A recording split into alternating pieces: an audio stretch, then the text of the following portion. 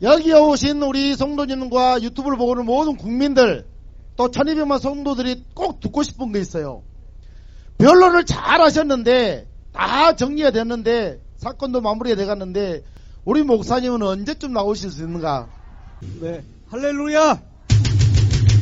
네, 저는 정광훈 목사님의 형사 변호인 맡고 있는 이성희 변호사입니다. 오늘 여러분이 기도하고 계시는 것 같아서 또 목사님의 근황과 여러 가지가 궁금하신 것 같아서 제가 좀 설명을 드리는 것이 필요할 것 같아서 설명드리겠습니다. 자, 여기 파워포인트를 보시면서 말씀드리도록 하겠습니다. 다음 페이지 넘기시면 됩니다. 다른 페이지, 다른 파일이에요. 제가 이 파일이 아니고, 네.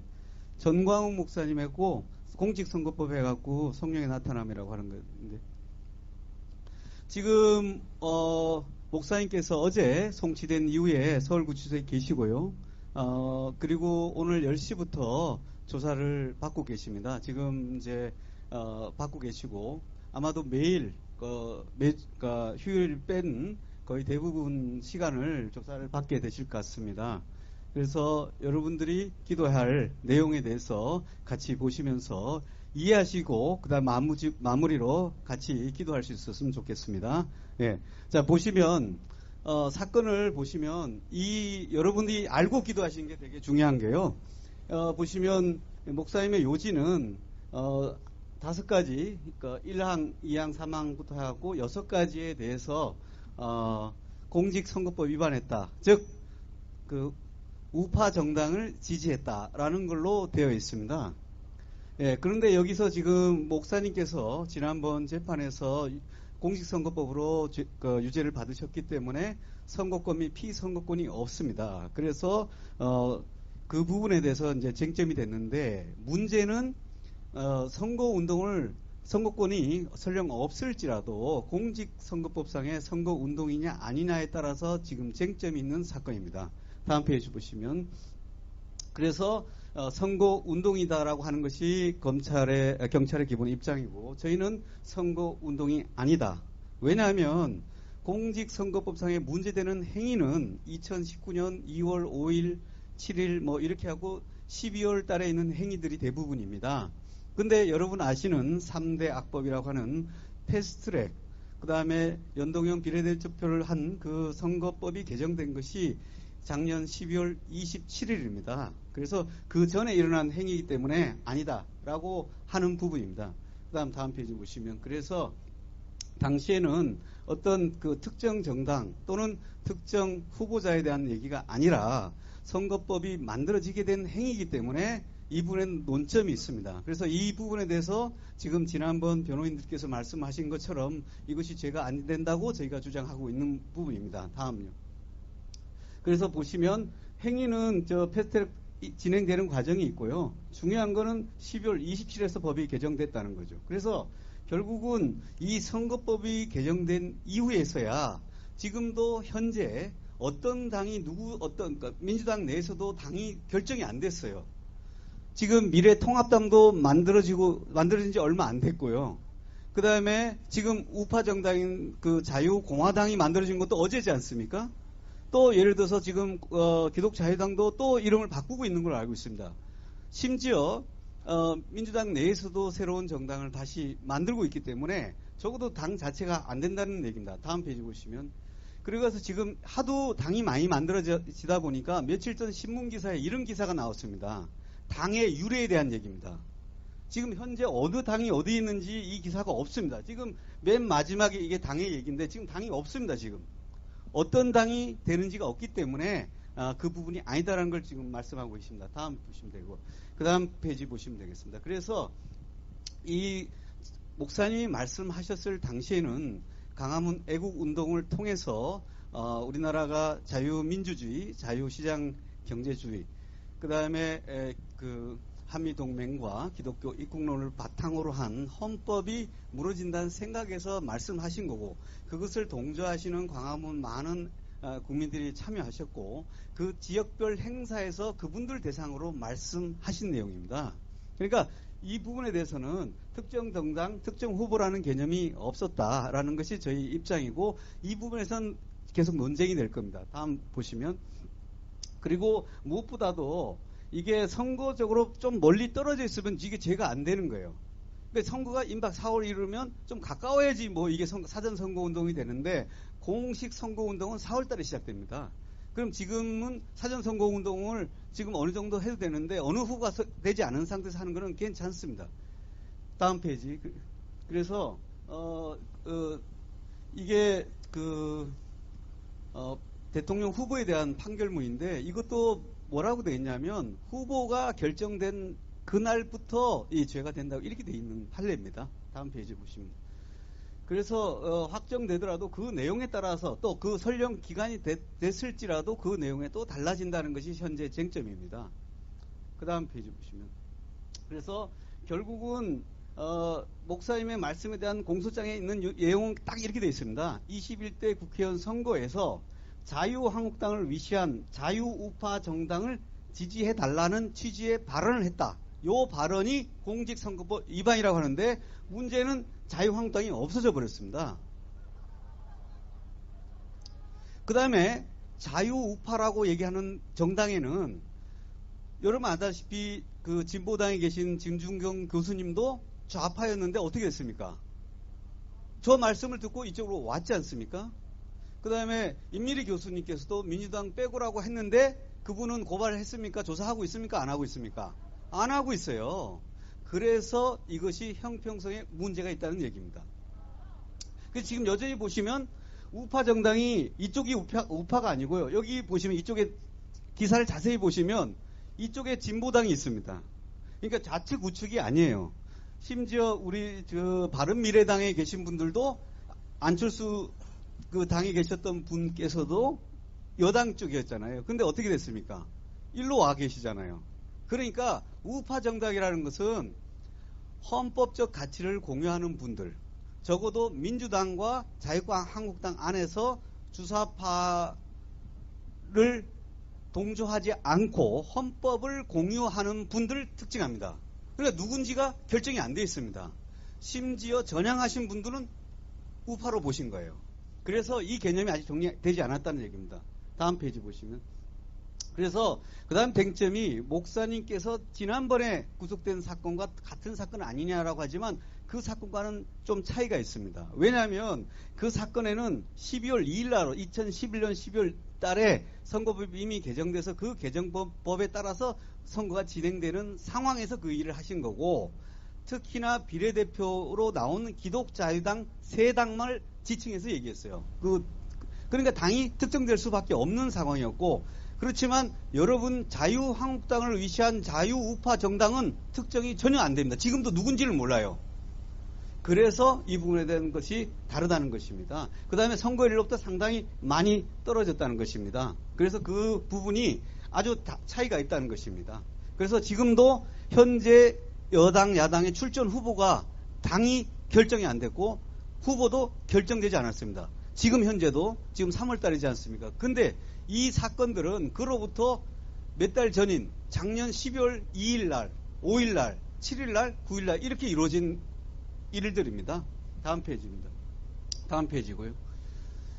그 다음에 여러분이 왜 목사님이 구속과 증거인멸 우려라고 한 부분에 대해서는 이게 너무 기가 막히니까 고영일 변호사님과 이런 분들은 이거에 대해서는 이건 죄가 안 된다고 생각했던 거예요. 그런데 거기에 대해서 조사를 안 했더니 말을 맞출 우려가 있다라고 해서 그 증거인멸 우려를 근거로 해서 영장을 청구했습니다.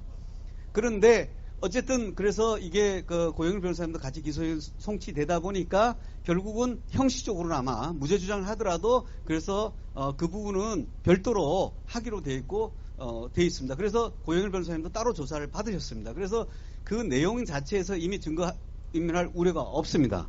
그다음에 두 번째로 앞에 거를 보시면 그 두 번째로 뭐냐면 목사님이 공직선거법과 관련된 조사 안 한 부분을 다 조사를 받았습니다. 그래서 각각의 행위, 그러니까 유튜브에 행한 취지가 어떤 취지냐고 얘기를 했습니다. 심지어 민주당을 내에서도 국회의원들을 이렇게 지지하는 그런 발언까지 했습니다. 그런데 전체 발언 중에서 일부를 편집했기 때문에 저희는 그것을 하겠다는 거고 그 부분에서는 이미 조사를 다 마쳤습니다. 심지어 저희가 종로 경찰서에 여러분 많이 기도해주고 하는 그 와중에 2박 3일 동안 나머지 모든 그 목사님에 대한 고소 사건을 다 조사를 완료했습니다. 특별히 한기총 공금을 횡령했다. 또 변승우 목사님 이단 해제 대가로 5억을 받았다는 것은 전혀 아닌 걸로 정리가 끝났습니다. 그 다음에 두 번째 다음 페이지 보시면 앞전 페이지로 가시면 나아가서 공금 횡령, 그 다음에 목사님께서 대학원 신학대학 또 대학원 학력을 위조했다는 사건은 조사받지 않고서 무혐의로 끝났습니다.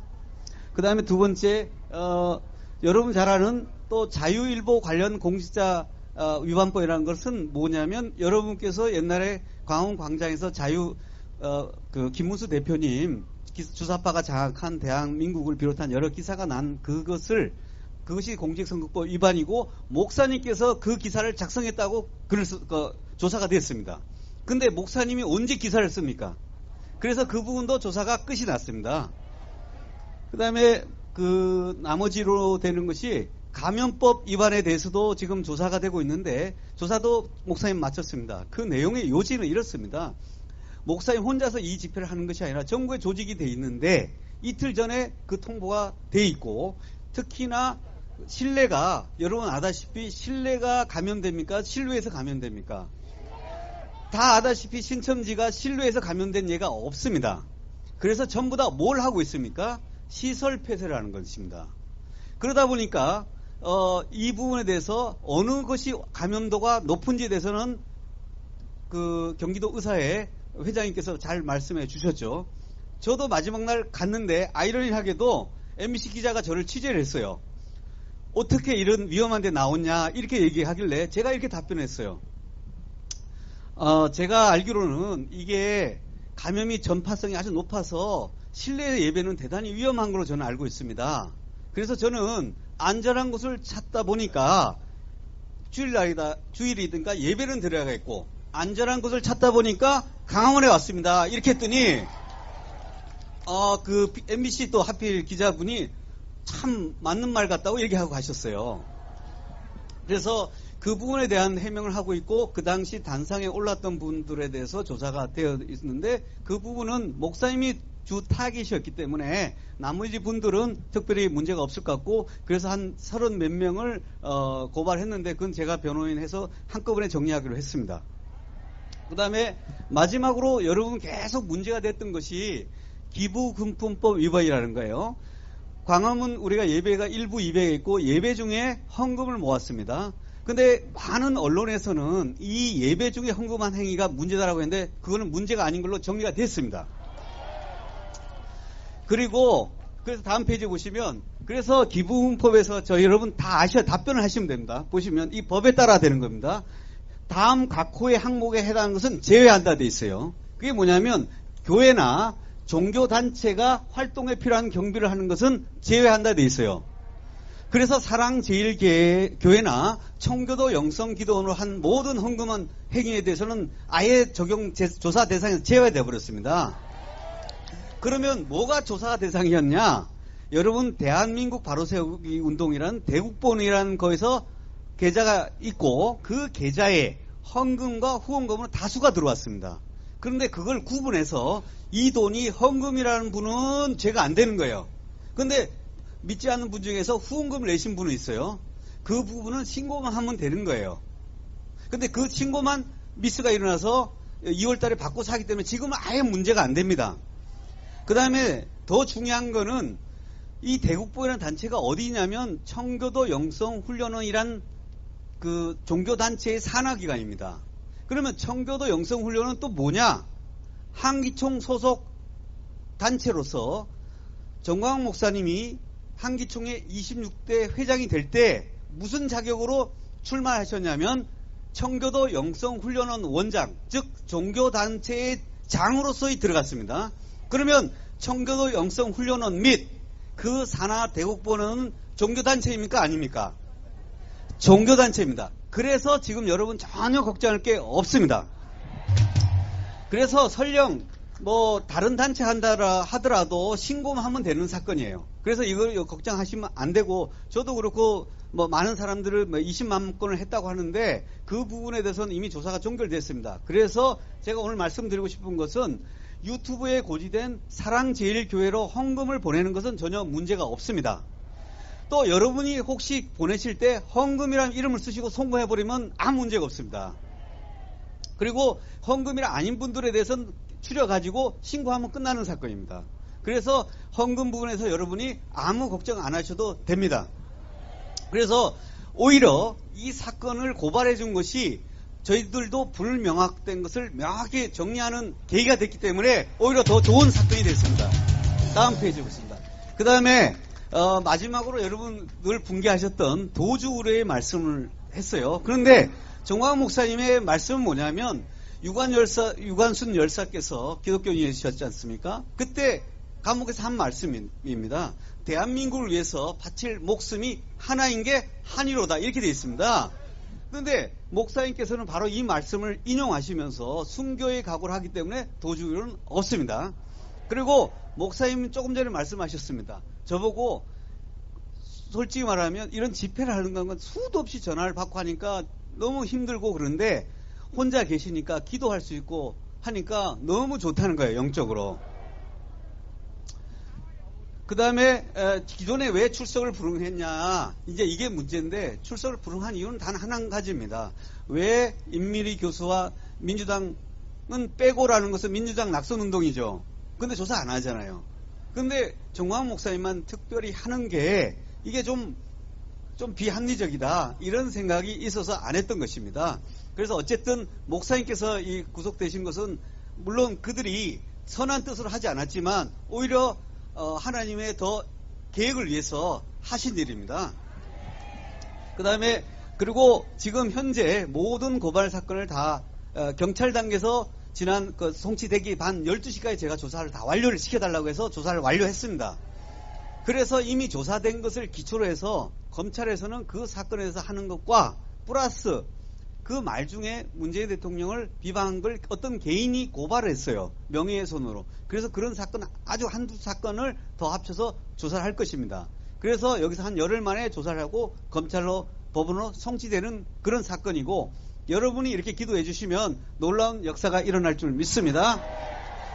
오늘 목사님께 오늘 두 가지 얘기를 하셨는데 특별히 여러 변호인들이 계시다 보니까 조금 혼란스러운 부분이 있었는데 일단은 전 정리를 해서 제가 일단은 주 변호사로 하기로 했습니다. 여러분 많이 저를 위해서가 아니라 목사님을 위해서 기도해 주셔야 합니다. 여러분 성령님께서 영어로 어떻게 되어 있냐면 파라클레이토스라고 합니다. 즉 옆에서 돕는 자, 즉 변호사라고 합니다. 저는 성령님이 아닙니다. 그런데 여러분이 기도해 주셔서 제가 성령님과 같은 역할을 할 수 있도록 지혜와 능력이 있도록 여러분에게 기도해 주시기 바랍니다. 감사합니다. 네. 우리 목사님은 언제쯤 나오실 수 있는가? 네. 이 사건은 제가 들어온 지가 이제 적부심이 들어간 이후에 제가 들어왔습니다. 신청서 먼저 접수했는데 이 사건은 다툼이 있기 때문에 실제로 공직선거법으로 사전선거운동으로 후보자로 출마한 자가 아닌 후보자로 출마한 사람도 구속된 예가 없어요. 더더구나 목사님은 후보자도 아니에요. 그런데 왜 구속이 됐냐면 이게 불출석을 하셨습니다. 그리고 나서 단순히 불출석할 뿐만 아니라 수사 거부를 해버렸습니다. 그리고 나서 이게 어쨌든 형식적으로 공범으로 되셨는데 그쪽에서 같이 계속 말을 맞추는 것처럼 이렇게 만들었어요. 그 이외에다가 거기다가 플러스 여러 고발건에서 조사를 아예 안 받아버리신 거예요. 그래서 제가 들어가서 그게 잘못 아니다. 그래서 조사를 다 해달라고 해서 2박 3일에 다 받아버렸어요. 그랬더니 목사님께서 아니 이렇게 받을 거면 진작에 받을 걸 이랬다는 거예요. 그래서 이 죄 자체는 논쟁이 벌어졌는데 구속된 이유는 여러분 이렇게 아십니다. 벌금 200만 원짜리 싸움이 벌어지잖아요. 200만 원짜리라도 수사를 거부하면 구속됩니다. 근데 그것 때문에 하셨고 목사님이 그렇게 하신 이유는 두 가지 목적이 아까 말씀드린 그런 사유에다가 불공정하다는 거예요. 왜냐하면 다른 쪽에서는 뭐 한 사람들은 고발 안 하고 여기만 의도적으로 하니까 그게 나는 인정할 수 없다라고 생각했고 바울이 그랬던 것처럼 빌립 감옥에 의도로 매를 맞고 안 들어가도 되지만 들어갔지 않습니까? 그 일을 통해서 빌립보 감옥이 일어나고 놀라운 교회가 만들어졌던 것처럼 목사님께서 의도적으로 그런 부분이 좀 있었습니다. 그리고 이제는 자 열흘간의 구속 기간 동안 조사를 다 해야 됩니다. 그러니까 목사님이 이 집회를 하는 동안에 계속 조사를 오셔야 되는데 너무 길게 하는데 여기는 집중적으로 조사를 다 받아버리면 모든 사건이 다 끝이 납니다. 그래서 열흘이 끝난 후에 법원에 송치가 됩니다. 그때 송치가 되고 나면 그때 보석이 충분히 가능할 것입니다. 그때 여러분이 탄원서를 작성해 주시면 됩니다. 그리고 목사님께서 이 사건을 엄청나게 영적으로 의미 있는 사건으로 보고 계십니다. 더 평안하시고 더 많은 기도를 하고 기도원과 같은 곳이라는 거예요. 여러분 잘 아시지 않습니까? 작년에 목사님 2달 가셔서 동부구치소 계실 때 엄청난 삼층천에 가셔서 놀라운 비밀을 깨달아서 그 후에 메시지가 더 강해졌습니다. 그거 아시죠? 여러분 기대하십시오. 목사님께서 나오시면 여기서 놀라운 은혜가 임할 것이고 더 놀라운 성령 사역을 하실 것입니다. 우리가 전 세계 교회가 약화됐고 하나님께서 이 시대에 정말 목사님을 통해서 숨겨왔던 비밀, 감춰했던 비밀을 드러낼 것입니다. 또한 이 나라가 단순히 이렇게 그런 대한민국을 지키는 차원이 끝나는 게 아니라 동방의 예루살렘이 돼서 하나님께서 전 세계에 복음 전파를 회복하는 나라로 다시 들었을 것입니다. 그 일에 중요한 모멘텀이 되는 거니까 여러분 낙심하지 마십시오. 그래서 여러분은 성령의 역사를 따르시든지 반대로 악령이 원하는 반대로 하면 됩니다. 악령은 여러분 슬퍼하는 걸 원하겠어요? 안 원하겠어요? 원하죠. 그러니까 악령이 원하는 거 반대로 하는 겁니다. 그래서 기뻐하시면 됩니다. 이 일은 우리가 미리 미래적 현실이라는 설교가 있지 않습니까? 이미 여러분의 믿음 속에 앞으로 될 일을 미리 보시면 됩니다. 더 놀라운 일을 하실 것을 여러분 믿으시면 되고 선포하시면 됩니다. 그렇기 때문에 더 좋은 일이 될 것을 믿습니다. 예. 그래서 여러분들에게 모두 다에게 낙심하고 어떻게 하면 될까 그런 얘기를 하면 안 됩니다. 그거는 귀신이 바로 듣습니다.